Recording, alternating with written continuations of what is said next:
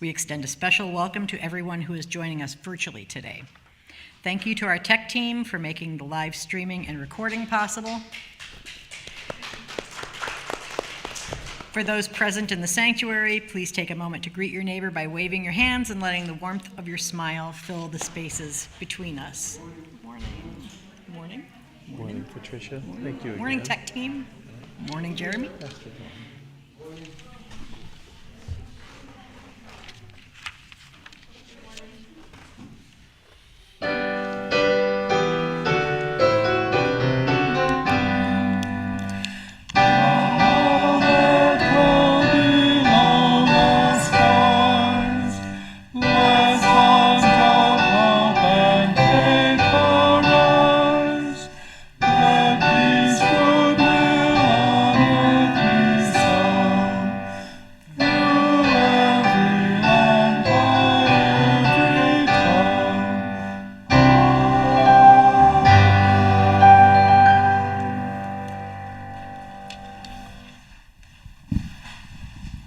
Please be seated. So each week we have a chance to bring our joys and sorrows into the space verbally, to share what is on our hearts, in our souls, that has been weighing us down, that has been lifting us up, to bring it in the space in a way that we can all hear it and receive it and take it into ourselves, so that we're not just carrying it individually. So I will come around with a microphone in just a moment, and I would just invite you to share with us your name if you have a joy or a sorrow, so that we know who you are. Does anybody have a joy or a sorrow to share this morning? Yes.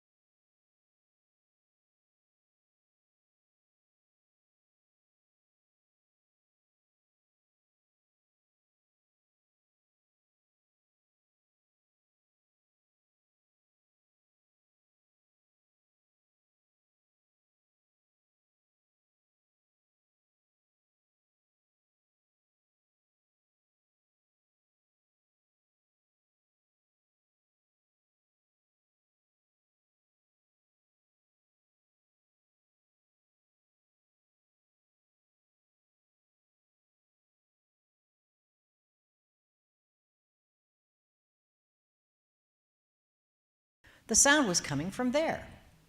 He went over and looked inside the box. Shivering from the cold was a small cat. Meow, it said hopefully. Meow yourself, said Whitman. You must be freezing in there. Come on, let me pick you up. The cat was shivering, but not so much that it couldn't dig his claws into Whitman's jacket. Okay, it's going to be okay. Let's get you home. This cat was orange, and it was obviously lost, so it must be the cat that he had read about. He didn't remember the address, though, so he had to go back and find the telephone pole with the paper. Okay, see, I'll just take you home, and you'll be fine. Meow, said the cat, and dug his claws in a bit more. Ouch, said Whitman, take it easy. The address wasn't far, but of course Whitman didn't know if anyone would be home. He rang the bell and waited. He rang again and waited. And then he thought he could see someone coming. When the door opened, he had a real scare. It was Eric, the nasty guy from school who had made fun of him. Eric said, "Whatever, get off my porch." And then he saw the cat. "That's Marmalade," he almost shouted. Whitman held out the cat at arm's length. "Here, he's yours." Eric grabbed the cat and tucked him under his chin, and for a moment closed his eyes and rocked with the cat in his arms. And then as Whitman turned, ready to run in case Eric came after him, Eric said, "Wait a minute, let me tell my mom." He went inside but left the door half open. "Mom," he yelled, "Marmalade is back. Somebody from school brought him. Can we have some cookies?" He hardly waited for the answer. "Come on," he said to Whitman. "It's cold out there." Still carrying the cat, he led Whitman to the kitchen. The cookies were still cooling from the oven, and they smelled really good. "Want some milk?" he asked. Whitman nodded. "Sit," said Eric. He got a paper towel for each of them and brought the cookies over. Then he poured a glass of milk for each of them and a bowl for Marmalade. When they had eaten at least 2 cookies each, Eric said, "Thanks for bringing Marmalade back. She's never been outside. I guess she got lost." Then he said, "I was sick all year last year. My grandma got Marmalade when she was a kitten. Marmalade used to lie on my chest and purr. It helped a lot." That helped Whitman understand something about Eric, why he was so big and pudgy and awkward. And he said, "Wow, that must have been some year. Are you okay now?"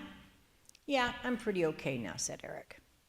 And then Eric looked down and said, "I'm sorry I made fun of your name." Whitman could see that Eric was really sorry.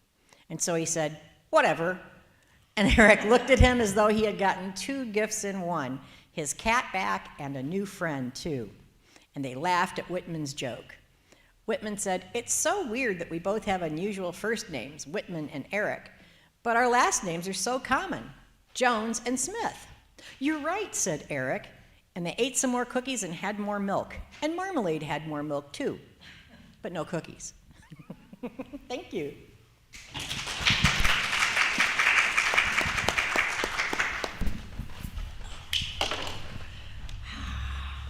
And now, would you please join me in the middle hymn, number 112 in your hymnals, "Do You Hear?" Please rise in body or spirit.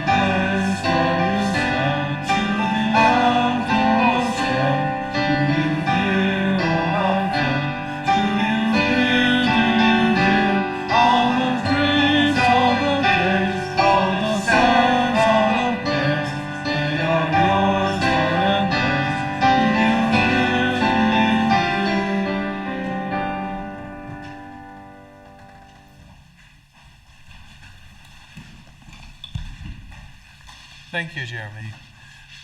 Good morning. I am Duncan Brown, and I'll be offering a sermon today. I've been thinking a lot about the theme of place, which was the prompting for this sermon. I started out with the title of Bill Bryson's book, I'm a Stranger Here Myself, but that turned out to be a false start. Not the main thing that I realized I wanted to talk about. My new title is Finding Home and Developing Resilience. So, I'd like to take you on a journey about the significance of place in my life. I've come to realize that place for me doesn't simply refer to a particular location or home or town. It has a crucial inner dimension. When I thought about place, I first thought about physical places, of course. In my life, there's one particular place that has meant the most to me. About 100 years ago, my great-grandfather bought a summer home right on the ocean in Kennebunk Beach, Maine. This house has been in my family or my aunt's family to this day. My own family vacationed there for a month every summer from the time that I was a baby. Over time, the beach house has become home for me more than any other place. It's a place I went to enjoy the sea and the sand and the shore, to wander across the rocks, to trek around hills and islands and forest paths, and to spend a rainy day curled up in a chair and being first introduced to Sherlock Holmes and Horatio Hornblower. I remember falling asleep to the sound of the waves on the shore and the sea breeze blowing through the window. The beach house is built of pine throughout and is sheathed with cedar shingles. There are more windows than walls. You get a 360-degree view of the surrounding water and land just by walking from room to room. The ocean is in front with a rock beach, while there's a canal out back that fills up with the tide. And beyond that, there is salt marsh, which is inhabited by seabirds and shorebirds. The beach house features in my dreams to this day. But it wasn't just the physical comfort and beauty of the beach house and its surroundings that made it so special. It was my family. My great-grandfather was the Unitarian minister, John Haynes Holmes. He was a lifelong pacifist and social activist, one of the co-founders of the American Civil Liberties Union and the NAACP. He would summer in Maine to renew himself, to read, to write, and to share downtime with his family. My father is also a Unitarian Universalist minister. In 1965, my dad marched with Dr. Martin Luther King Jr. in Selma for voter rights in Alabama. So, though the beach house was there for vacations, the family taking those vacations were deeply engaged in social activism, not just talking about change, but being part of it. Further, they fostered a relaxed, accepting atmosphere at the beach house. It was a place to renew and reflect. When my future wife, Carla, first visited the beach house several years before our marriage, she remarked that she felt like she had arrived in civilization. The beach house was wonderful, but what she really appreciated was my open, kind, welcoming family. The second place that has felt like home for me is our Unitarian Universalist community. I grew up in UU churches in Dallas, Texas, Orlando, Florida, Northampton, Massachusetts, and Framingham, Massachusetts. I've been in other UU congregations since then in Deerfield, Illinois, Hyde Park, Illinois, and now Hobart, Indiana. Growing up, UU at times felt a little unsettled. I wasn't told what to believe, but instead was challenged to decide what I wanted to believe. I remember running an experiment in 6th grade to test for the existence of God. It involved something along the lines of thinking, God, if you exist, I'd like you to prove that by putting a dollar bill on top of my dresser. The results were inconclusive. At that point, God chose not to reveal himself or herself in the way that I had requested. As I connected with Unitarian Universalism as an adult, I came to understand and appreciate both the roots of our religion and the very real consequences of embracing a faith that didn't lay everything out for me. I felt very close to each of the church families that I've come to know in each of my congregations. Especially inspiring for me is that we're asked to put our ideas into action, not simply to debate or discuss. In Northampton, I remember my father and mother marching in protest of the Vietnam War outside of my dad's church after Sunday service. Later, I remember going with my mother to downtown Framingham, again to march against the Vietnam War. I felt at home within Unitarian Universalism, but that feeling of home is not outer, but inner. I feel at home with the values that are embodied. I feel at home in communities that consist of curious and caring people who are interested in learning and growing. But our ever-changing world is very challenging to our sense of self. In the words of Shakespeare's Sonnet 65, "Oh, how shall summer's honey breath hold out against the wrackful siege of battering days, when rocks impregnable are not so stout, nor gates of steel so strong, but time decays." In other words, how can we maintain our sense of safety and comfort and home in the face of the constant challenges we face in our lives, in our communities, and in our world, beset as they are with strife and dissension and war? We live in stressful times, and the big question is, how can we handle stress and the accumulation of stress? Stress has two sides, good and bad.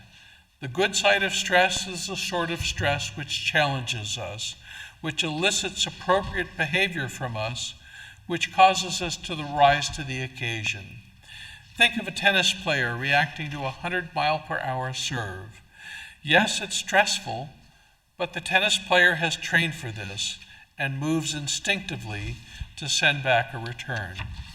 But then there's bad stress, the sort of stress that overwhelms us, that makes us feel less than capable, less than adequate. This kind of stress weighs us down. This kind of stress reduces our reservoir of energy and restfulness. This kind of stress leaves a mark on us. We're depleted. It reduces our ability to enjoy what we do and to accomplish what we need to accomplish. I've found a need for deeper moorings beyond home and community in a sense of self, or as Bill Stixrud, a writer and friend, says, a sense of control, the sure sense that whatever change comes, I'll be okay and can handle it. My wife Carla and I teach the Transcendental Meditation, TM technique, at Loyola University Chicago, Stritch School of Medicine, as part of a 2-credit elective. Carla and I and other co-authors recently wrote a paper describing the effects of TM on the Stritch students in their own words. In researching the paper, we learned of a mental health crisis our country is facing. Since 1965, successive generations of children are growing up with less and less inner locus of control. Instead, they develop an outer locus of control, a feeling that life happens to them and that other, more powerful people and forces control them. Smartphones appear to have a large influence here. In consequence, the children become dependent on the external world for their happiness and for their sense of identity.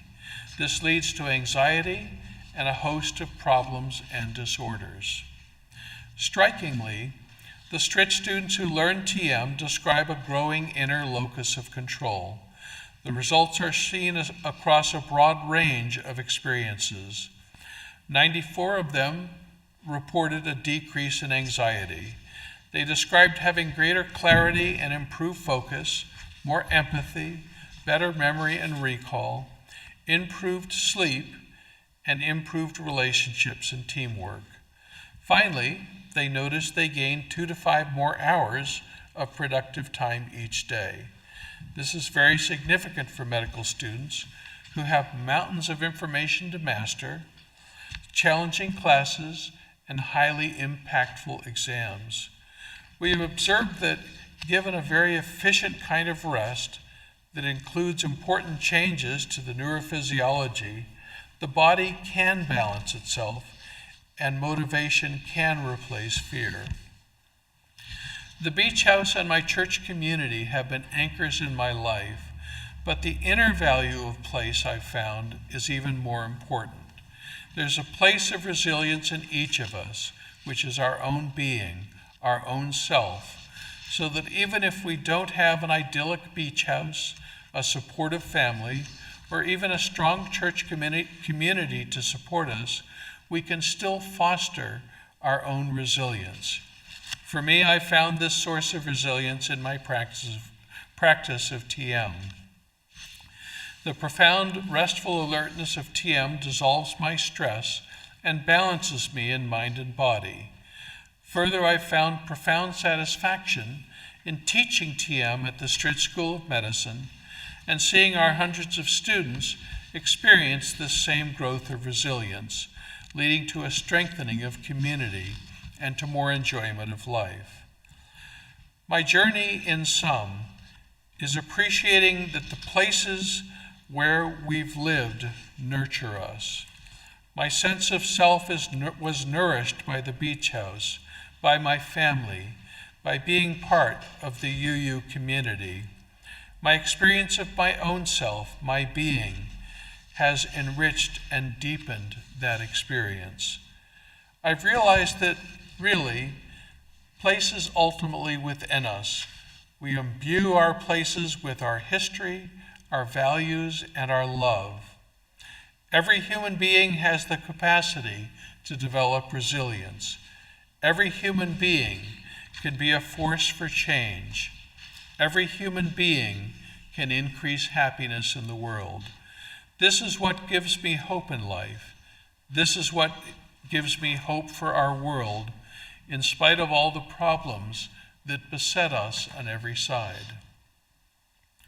I close with words from Ralph Waldo Emerson in his essay, Self-Reliance.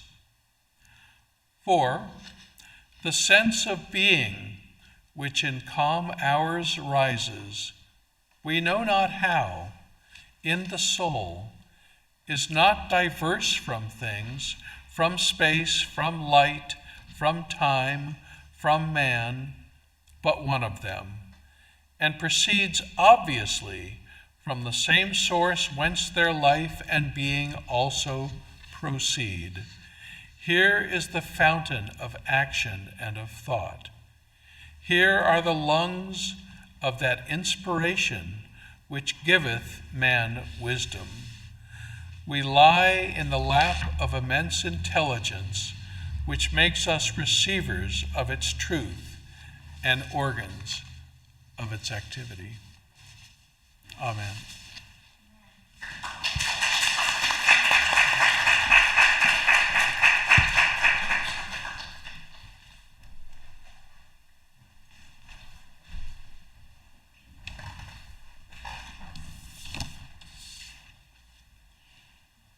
Now is the time in our service for the offering. We give to remind ourselves how many gifts we have to offer. We give to remember that we are part of something bigger than ourselves, as we just heard Duncan say. We give because we believe in music and friendship. We give with the faith that together we have enough. The money in the basket goes to sustaining the mission of our community. The money in the cups goes to a charity chosen by the Faith in Action Ministry every month. This month, the money goes to family giving, which is with Hearts in Motion. We are collecting money to give to needy families to help with their holiday season. I have four people? Yeah.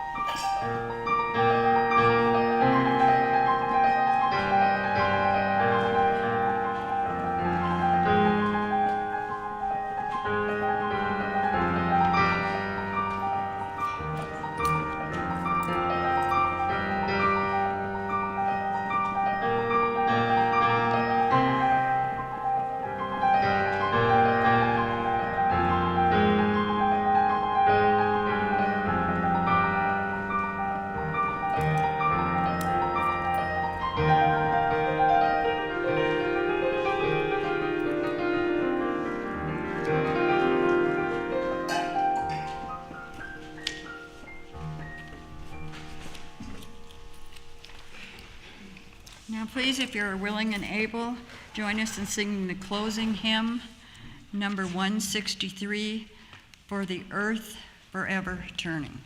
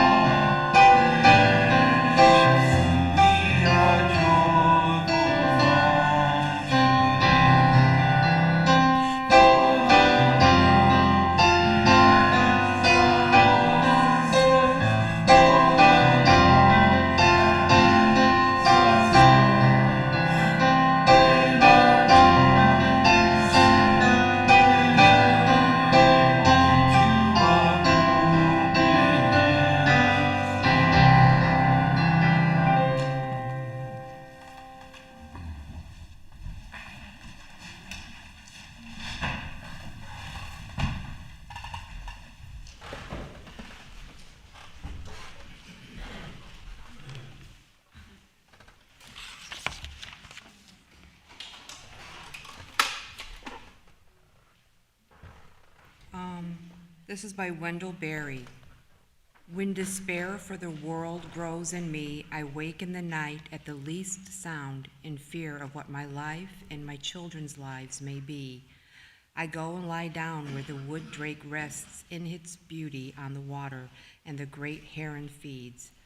I come into the peace of wild things who do not tax their lives with forethought of grief. I come into the presence of still water, and I feel above me the day-blind stars waiting with their light. For a time I rest in the grace of the world, and I am free.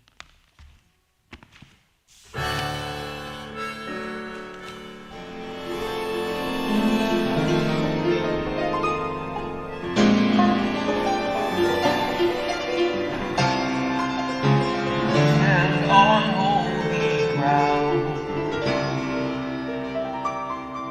We stand on holy ground. Wherever on this earth we stand on holy ground.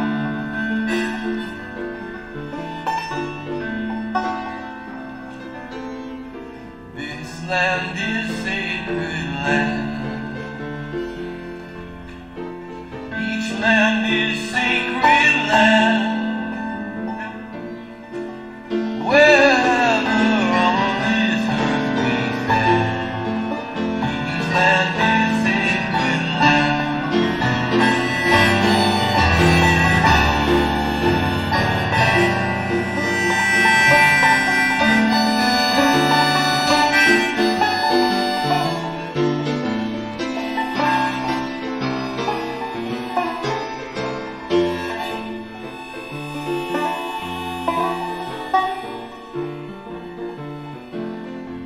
Stand on holy ground. We stand on holy ground. Wherever on this earth we stand on holy ground.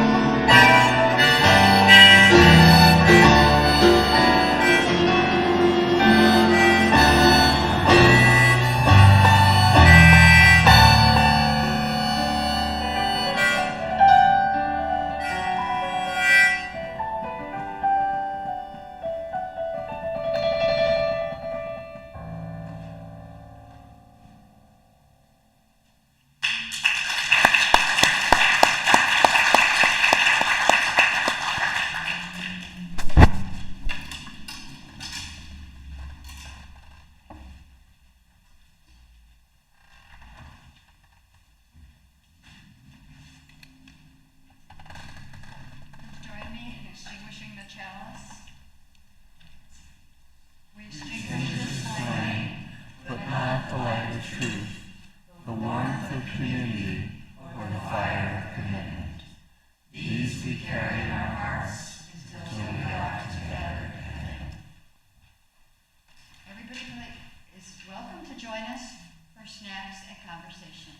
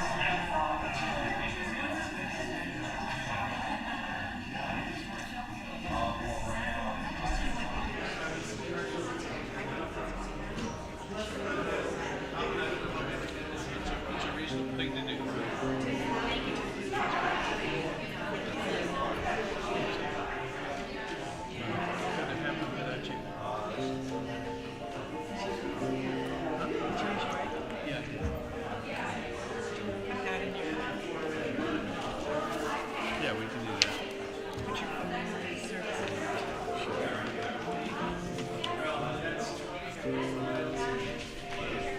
Hey there.